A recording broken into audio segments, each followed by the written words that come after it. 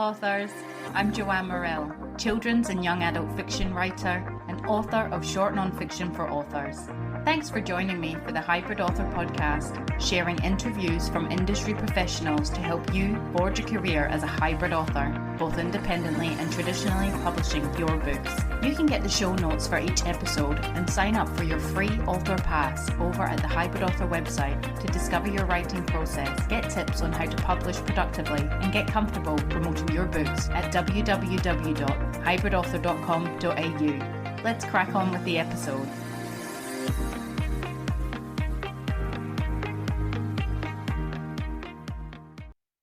Hello, authors. I hope you're all keeping well in whatever part of the world you reside and listen to the podcast in. Today's interview is with Jessie Vong on how poetry serves as a form of healing and self-discovery. And we chat, exploring deeply personal themes in her work, The Secret Poems, what first drew her to poetry as a form of self-expression and healing. Poetry is a powerful tool for self-discovery. Poems helping others on their healing journeys. Jessie's advice to individuals looking to use poetry as a form of self-reflection and emotional release, and much more.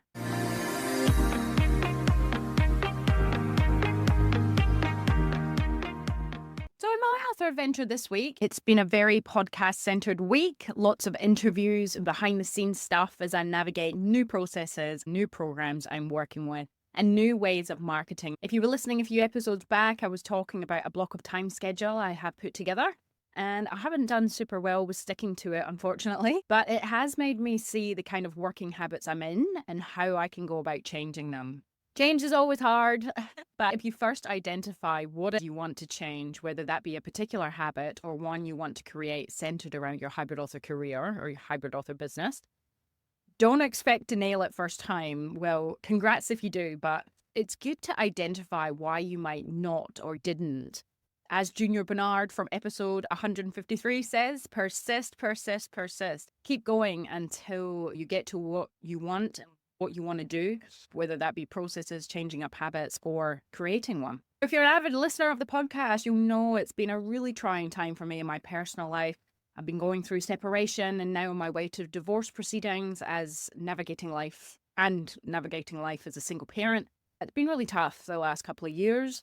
This week has been no exception. My work has to stop with some of this going on. It takes a lot of time to process what needs to be done in terms of paperwork, and it's also taking a massive emotional toll on myself as well as the other people around me. But I have paused during some of these hard times this week and just free-flowed writing, that be on a piece of paper. I think I did it on the computer as well. This is really just to remember how I felt and what I thought about that situation in that moment. It's not really for me to make sense of it, like we discuss in the upcoming interview with Jessie Vong, but more for me to authentically use my emotions, thoughts, and feelings in the future for future narratives for characters going through the same thing. Both practices are a great way to get down on page your thoughts, your feelings out of your body, your brain, to visually see them and release. Jessie talks about that more in the upcoming interview.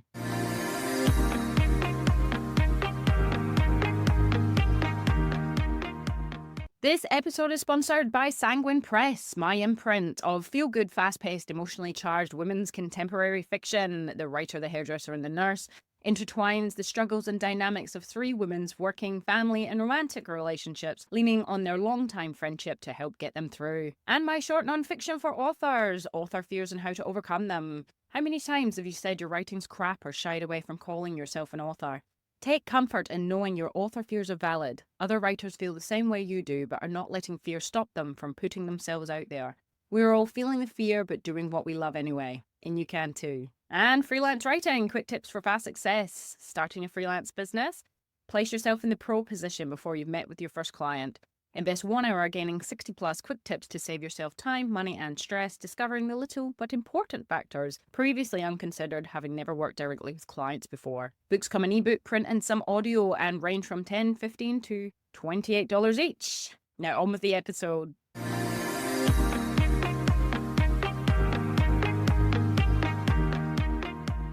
Jessie Vong is an emerging artist and poet, currently pursuing art therapy studies at the College of Complementary Medicine in New South Wales, a journey she began in October 2024. With a passion for creativity and mental health advocacy, Jessie's work bridges the worlds of art and healing, inspired by her deep belief that art is food for the soul. Her poetry journey began when her art therapy lecturers recognized her talent and encouraged her to publish a book combining insightful verses with her personable hand-drawn illustrations. This creative endeavor reflects her dedication to expressing abstract thoughts and emotions, encouraging readers to reflect, grow, and discover new perspectives. Wow. Welcome to the Hybrid Author podcast, Jessie. Thank you, Jo. I'm so excited to be here today. It's been lovely seeing you finally. So yeah, it's good. Yeah, we're absolutely thrilled to have you join us today. Your bio shares a lot of how you got into writing and poetry, but tell us, how's the adventure been so far? Yeah, the adventure has been overwhelming. It's attracted a lot of attention at school. Like my lecturers have noticed that talent in me and encouraged me, being so supportive and understanding of what I'm going through, whether it be loss, love, grief, and beauty. So Well, that's amazing. Well, your collection is The Secret Poems, and it does explore deeply personal themes, as you've just mentioned. What first drew you to poetry as a form of self-expression and healing? at my grandma's eulogy, I had my first poetry I wrote. So, and I revisited the poetry during my time at College of Complementary Medicine in 2024, October. Usually after meditation, we responded with writing and an image or drawings. For myself, I did both. And a poem followed every meditation and an image accompanying that. My first poem with CCM was called The Mask. And consecutive after that, there were 40 poems driven from school prior to publishing my book. And then in the book, I've written 60 poems almost, and they have really nice illustrations that accompany them. So, in terms of healing and self expression, I experience a lot of emotional pain, suffering, loss, and beauty, but I use a different lens, a lens of magic, a lens of hope for the collective. Poetry creates a safe space of untapped poetry until now, and the writing of it lets me let go of the emotions to vent, to take action and accountability, unloading the weight I carried inside. It's not just an outlet for expression, it was healing me as well. After writing the poems, I would self reflect and it validated my strengths. I made sense of the pain, not just feeling lost in it. Realizing that these feelings did not hold me back, but it propelled me to alchemize what I was going through. It made sense, and I realized that being an alchemist now, I transmuted negative feelings into positive ones. And my self-expression is sharpened over the time while studying at CCM. I turned my heart and mindful thoughts into something meaningful and even beautiful on paper. This made me feel have full control over things and let go of things more easily. Over time, I came to realize that signs and synchronicity through poetry allowed me to navigate life more peacefully, gracefully, and with purpose. It helps me move towards self-reflection using a different lens from outsiders' views or as a collective. In terms of healing, I took full accountability of what I was experiencing, and for my actions and reflections of the poetry reflected back to me a mirror of what I was experiencing. But looking back would make me stronger and heal. It sounds like you mentioned, loss, and you'd lost a grandmother there, and, poetry in words and things like that just seemed to come to you. You've released that on the page. I love that you look at that and then reflect on your thoughts and feelings there, and how you're feeling about it. Just, yeah. Yeah, absolutely. For many people, journaling and storytelling to process the emotions. For me, it's about a powerful self-discovery. Poetry can be very abstract, It can rhyme, it cannot. It can be a collection of random thoughts. Usually the poetry I've come across in postmodernist times, that kind of poetry has been a bit dark and venting. However, my poetry is not like that at all. It's so positive, it's so healing, it gives you hope, it opens up a space for understanding and non-judgment. It gives a different lens, building a foundation for deeper strengths and understanding is what my book promotes. With poetry for yourself, it's a more freeing kind of medium than journaling or storytelling. For myself, I've only just gotten back into storytelling, journaling, but yeah, I go to storytelling first. But it sounds like poetry to you has let you go off in all different avenues. My book focuses on themes of like how to tackle life from different perspectives. For example, to name a few, my book, there's a lot of themes that might resonate with people. For example, my poetry, some of them are called heart work, beautiful detail, highest expression, walking manifesto, the most powerful, and the preparation. So these are great reads. They're good life hacks if you're struggling to navigate through life. Ultimately, poetry became a mirror reflecting who I was, who I am, and who am I becoming. Through it, I continue to evolve, gaining deeper understanding of my and also the world around me. Hopefully the collective, which is universal, can resonate with some themes there too. It sounds quite spiritual, like a healing journey in itself. Have you found that?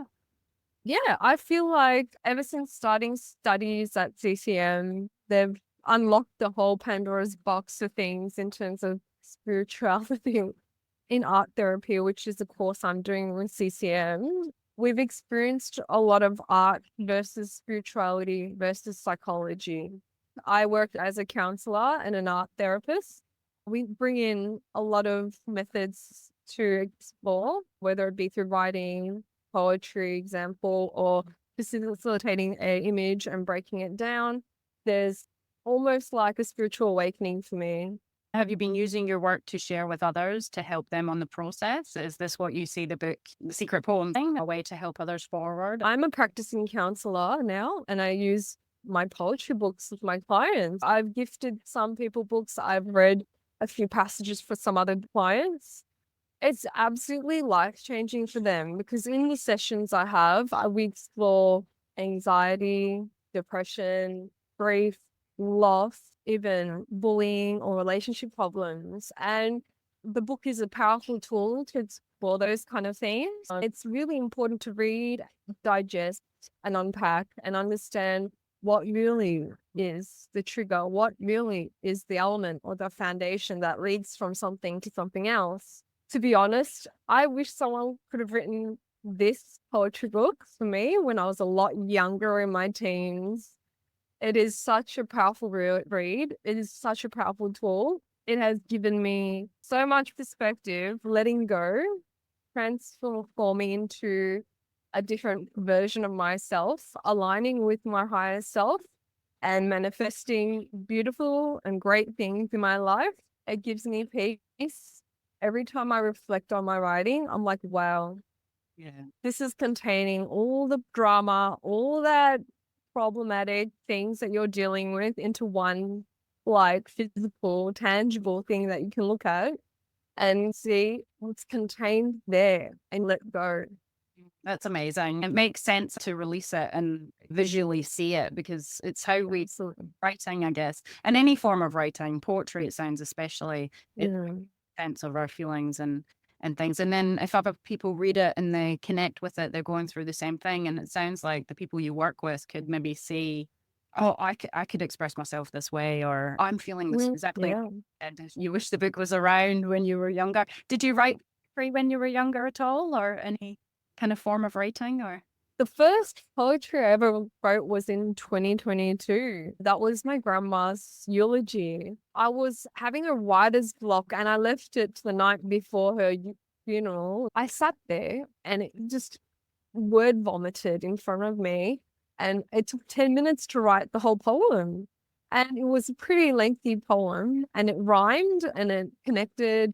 a lot of people were shocked after that when I read it. And I was like, wow, this is such a gift. And I never did any other poetry outside of that until CCM at the College of Complementary Medicine. Were you nervous doing the eulogy that you didn't have anything, or you thought, and then it just came to you, which is pretty cool? Yeah, it really just came to me because I didn't know how to structure what I was going to say in the eulogy, and we didn't have enough time. And I didn't know how the audience was going to receive the poetry because I haven't really been to a funeral where a person has read a eulogy that's a poetry form. So that was something new. And I didn't know what they were going to expect. After I read it, people were like, what did you just say? Like jaws just dropped. And it was amazing, a magical moment because the poetry was so touching, not on just a personal level, but a universal or like community level that I was dealing with. So it was really interesting to see their reactions. It did rhyme. It did have a pattern and an open and closed very sequentially. So there was a pattern in the poem and it was really inclusive. It wasn't just personal. It was very like how others people saw my grandma and how I sort of saw her as well, being such a special entity in my life, you know? Sounds like a special piece. Is that in the secret poems? No. That's a great idea. I'm thinking of writing more poetry so I can include my grandma's eulogy poem in it in the future. There's always time for that. And I feel like it deals with a lot of grief, appreciation, and celebration of her life.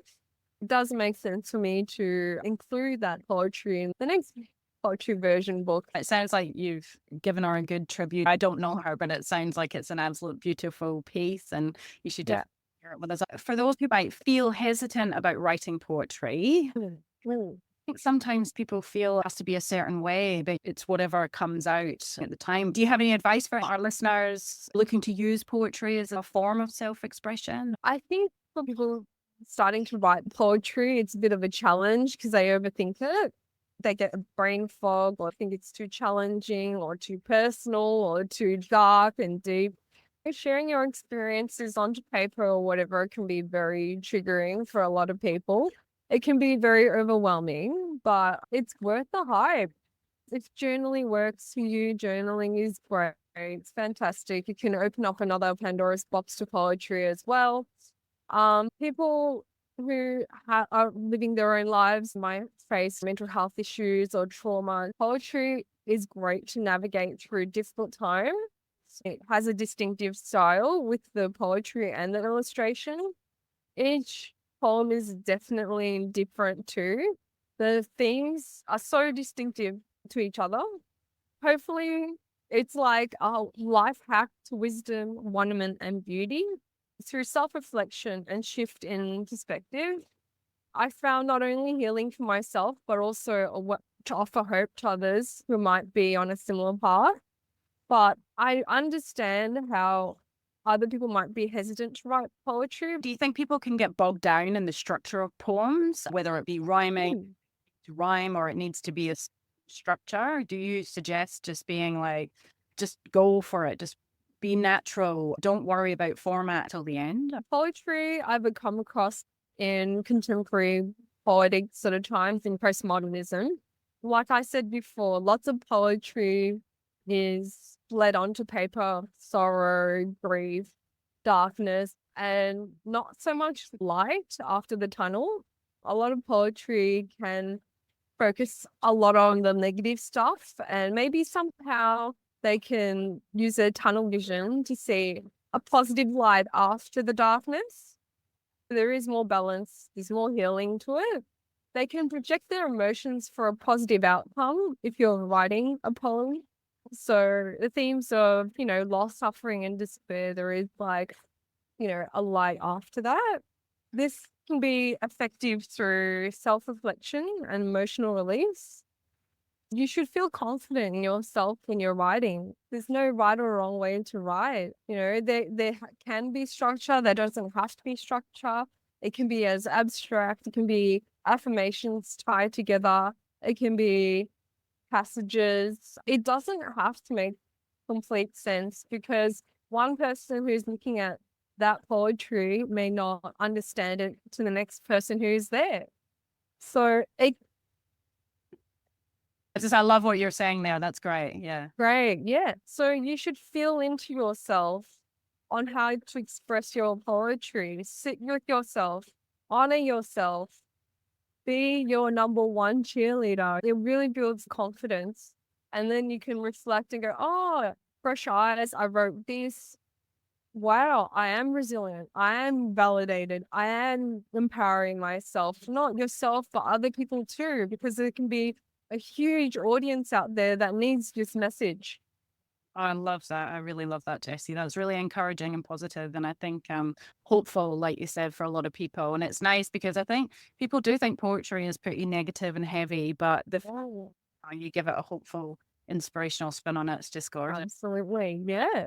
Your illustrations, do they come first, or is it the poetry that comes first, and then you're inspired to draw? With illustrating my poetry, I love to use fine liner work. So a lot of my illustrations are liner based, but I do create the poetry first. Yeah. I've done that with the meditations at CCM, and I've generated a passage, a poetry passage, and then I match it with how I'm feeling inside and how it resonates in a form on paper. I don't create the artwork first. I listen to myself first, and then whatever it might reflect in illustration work. That's absolutely gorgeous. You have a book launch this week coming up. It's very exciting. Can you tell us about it? Sure. My book launch is happening in Busy Bird Publishing Company in Melbourne. And we're starting that event at 2 p.m. to 4 p.m. The first 30 attendees that come across, they get to receive a free book of my poetry book. And so that will be exciting. There'll be finger food, catering, and champers. You can find the book on Amazon, Booktopia, Barnes and Noble. And yeah, you should really check it out. The reading's great. And one word of advice for other people wanting to write poetry, it doesn't have to make sense. It can be abstract from your heart. Just give yourself space to listen to your heart instead of having a huge brain fog about it. We do feel more in the heart than other areas. Perhaps start there. The key is to write from the heart. So to trust what comes through the heart and to allow and process to bring healing and insight from there. That's amazing. Congratulations on the book launch. Is it going to be held at Busy Bird Publishing? Yes, it's our Busy Bird Publishing. They're located in Melbourne. Unit 2-118 Para Road, Montmorency in Victoria, 3094. Fantastic. And how has it been your publishing with them? Because this is your first work that you've published. Oh, yeah, they've been really helpful and understanding of the layout I want the book to look, the color of the pages, the illustration on the front cover. I have a design and a graphic design background, so I basically created the front cover, what I wanted them to put into the pages, each page, how I wanted it to look. I supplied the biography and the blurb at the end. They helped me put it together efficiently. I'm very happy with the product and the process. Well done, Busy Bird Publishing. You've helped me so much achieve this goal to write a beautiful book. It sounds like quite a hybrid collaboration there. And we've spoken to authors from them, and they're fantastic. We can't wait to see all the pictures and everything. Yeah. It looks absolutely fantastic. See the book once more for everyone who's going to run out and buy it. It's absolutely gorgeous. I love it. And you will love the read. Such a life hack, and it's just a beautiful lens to look through. What about yourself? Do you have a website, or where can people discover all the stuff that you do on and offline? Sure. So I have a page on the internet. So that's called www.feelheartscounseling.com. And I do have an Instagram page called feelhearts.counseling. You will find all that stuff there. And there's a link to the poetry book on the website. So you can purchase that on Amazon or other online platforms like Booktopia and Barnes and Noble. Great. And you said there's ideas for more works in the future. Have you made a start writing them, or are you just writing the launching wave at the moment? Absolutely. So there's a few poems I haven't included from my course, and they can be involved in the next version. I will include my grandma's eulogy poem. I think she would appreciate that where she is now soon enough. Maybe in a couple of months or so, I'll release another version of the poetry book. Yeah, we'd love to read that. It all sounds fantastic. And congratulations on all you've done. And your book looks amazing. So, Yeah, I'll just quickly flick through with you on it. So wow, it's just gorgeous. so much healing, so much pain that I've gone through to do that, but so rewarding at the same time. Especially that you're going to connect with others and help them in their journeys. Absolutely. That's what would make me happy. Thank you so much, Jessie. That was absolutely. Thanks for coming on. Thanks for having me, Joanne. You're amazing. Thank you. So there you have it, folks. The truly inspiring Jessie Vong. If you're in Melbourne, get yourself down to Jessie's book launch happening this Sunday, 6th of April at Busybird Publishing. We wish you a fabulous launch, Jessie, and can't wait for your book, The Secret Poems, to be out into the world. It is absolutely gorgeous. Congrats.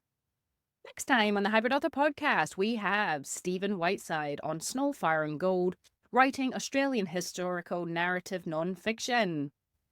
Stephen Whiteside has been walking and skiing through the Australian mountains for most of his life. He has also been writing for many years, mostly rhyming verse, but also short stories and articles about Australia's history and natural environment. Many of his poems have been published in magazines or anthologies, both in Australia and overseas, or won awards. In 2014, Walker Books published a collection of his poetry for children, The Billy That Died with Its Boots On, and Other Australian Verse. In 2015, the book won a Golden Gumleaf for Book of the Year at the Australian Bush Laureate Awards during the Tamworth Country Music Festival. In 2016, he judged the secondary school section of the Dorothea McKellar Poetry Awards. Last year, he self-published his first novella, Snow, Fire and Gold, the story of Bill Spargo and Evelyn Piper's life in the Australian mountains. This year, he is publishing another novella, Pearl Bradshaw, Princess of Hotham. Whiteside works as a GP in Melbourne. This is an absolutely incredible interview with Stephen coming up. So I hope you tune in, and I wish you well in your author adventure this next week. That's it from me. Bye for now. That's the end for now, authors. I hope you're further forward in your author adventure after listening, and I hope you'll listen next time. Remember to head on over to the Hybrid Author website at www.hybridauthor.com.au to get your free author pass. It's bye for now.